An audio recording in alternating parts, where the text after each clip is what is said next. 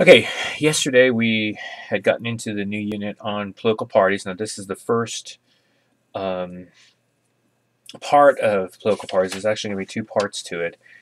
This is Political Parties 1, which is basically just kind of an introduction to political parties, talking about what they are, what they do, kind of giving some of the basic facts about the political parties and stuff. And then the second part of the unit is going to be on more in depth into political parties, and that's going to be covering the other chapters. If you look in your textbook, actually, this unit on political parties, it actually is it's several chapters that are put together. So this is going to be a pretty large, comprehensive unit that you're going to have to be dealing with. It kind of starts with chapter 5, it goes into chapter 6, moves over into chapter 7 and chapter 8. So you got 4 chapters here actually for this one unit. So that's why I'm breaking it into 2 parts and going over it that way. The first part here is going to be basically we're going to go through some of the notes, which you'll need to have, you'll need to know for the test, and also later on some of this will be on your other tests as well. But you're also going to have a take-home test over parts of the chapters as well, when we'll get to that in class. What we're going to talk about here now in the video is why do we have a two-party system. Yesterday we talked about the two-party system, which we do have in the United States, and we kind of outlined a little bit about the whole concept about political parties. But here in the United States, we basically have just always been a Democrat-Republican state or a country.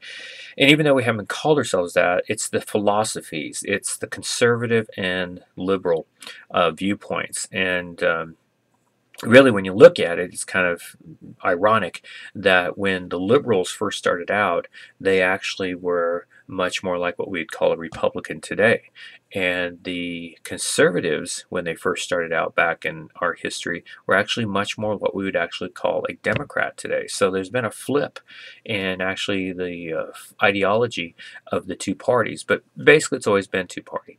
The reason for that is because of the following reasons. The first, historical. The nation started out with a two-party system. That was the Federalist and Anti-Federalist. That was dealing with the Constitution, if you can remember going back to all that. We're not going to go back over it again.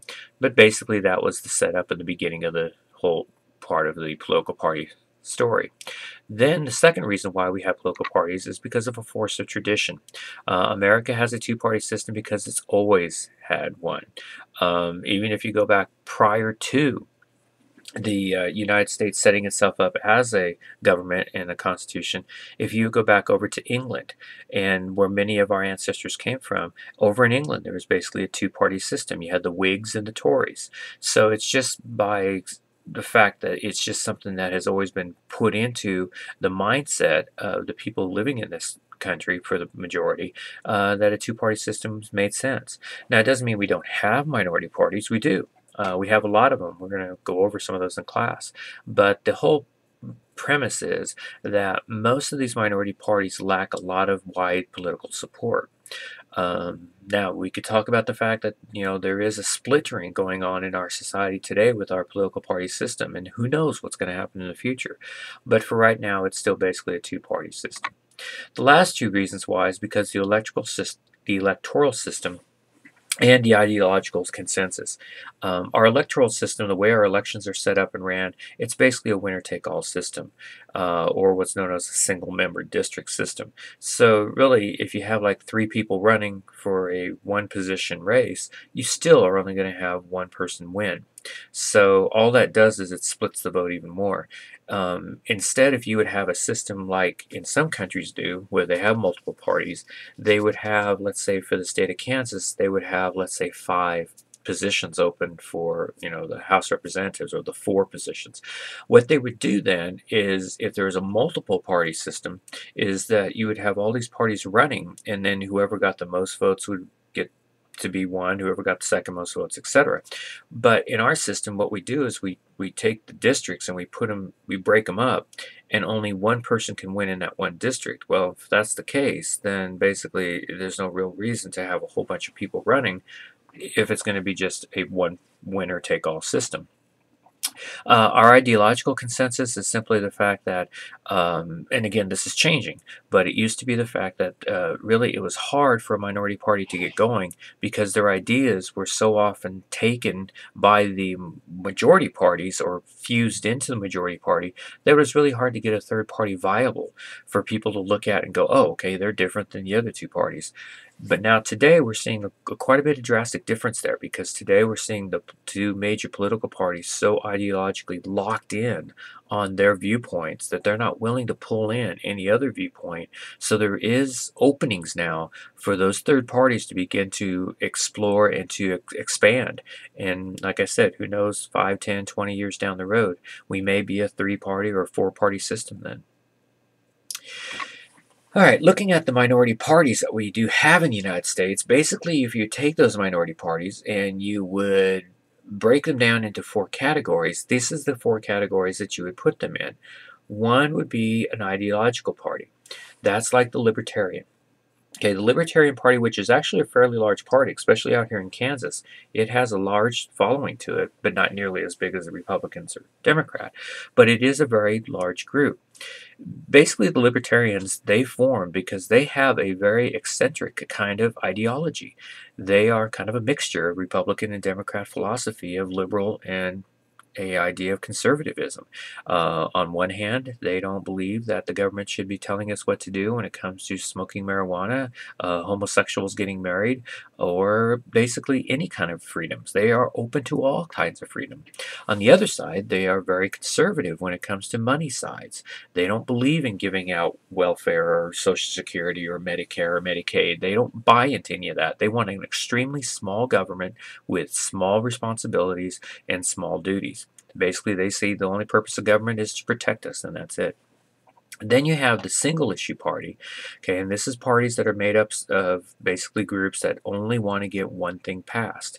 An example in our past history was Free Soil. Another example now would be, the marijuana party, which is a legal party out there, which basically is working to try to get marijuana legalized across the United States. And hey, they got two states right now, Washington and Colorado, that have legalized it, and there's about 14 other states that have legalized it for medical purposes, medical reasons. So it is growing. Another single issue party would be, of course, the gay and lesbian party, which again is a viable party. It's growing. It's becoming much more prominent, much more powerful. And, we're up to, I don't know, I think we're up to 14, 15, 16 states now that have given the right for homosexual couples to marry. So again, these single issue parties are not something to just pass off as not anything powerful because they are getting things done, and they do have that ability. Then you have the economic protest parties. These are the groups that basically their premise is towards economy, and there would be such groups as the Greenback Party. In some cases, you would also talk about the flat rate tax party and wants to eliminate all types of income tax rates and just have one set tax. You would have other economic protest parties that deals with free trade and those kinds of groups too. Then finally, the last one is the splinter. Now, this is a party that breaks off from another one. You could say that the Tea Party is kind of a splinter party because they have broken off from the Republican Party, even though technically they're still part of it. In many cases, you would say that they're actually not anymore. They kind of have gone their own way from the Republican Party. So we will see how that plays out here in the upcoming elections. Why are minorities important? There's three key reasons why minority parties are so important. One is because they play a very significant spoiler role. Minority party candidates can pull decisive votes away from one of the two major parties, allowing for the other party to win. So let's say you have three candidates running for president of the United States, which we have in the past, and candidate one gets 42%. Candidate two gets 41%, and candidate three, the minority party, well, he pulls in 19%. It was that 19%, even though that spoiler, the minority party didn't have a chance of winning, they pulled parts of the vote away from either the 43% or 41% vote. That was enough to allow one of the two majority parties not to have a majority of the votes, but to still win. So that's called the spoiler role. A second major role that they play is called the critic. Minority parties, especially single-issue parties, often can take a stand that draws attention to it, and it forces the other parties to take a stand. You know, the parties don't want to talk about abortion. Parties don't want to talk about gay marriage. They don't want to talk about legalizing marijuana. They don't want to talk about those kinds of issues because they know it's going to splinter and it's going to be very controversial.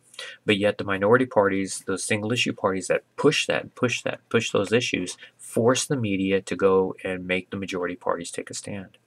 The last one is that they do play an innovative role by being able to come up with new solutions to problems, new ideas, new proposals, looking at things in a different perspective, a different prism. They allow us to come up with new ways to solve things, and that is a very important role that they play. So even though a minority party is not going to win an election, they're not going to be able to become the new president or take over the House or the Congress or the governor, they are very important in our political system because they do these three important things. Okay, with that, we're going to finish up with the notes in class, and there is going to be one more presentation that we will go over, which is going to outline over the 3 chapters for your test that you're going to take. So we'll go over that here on your next video.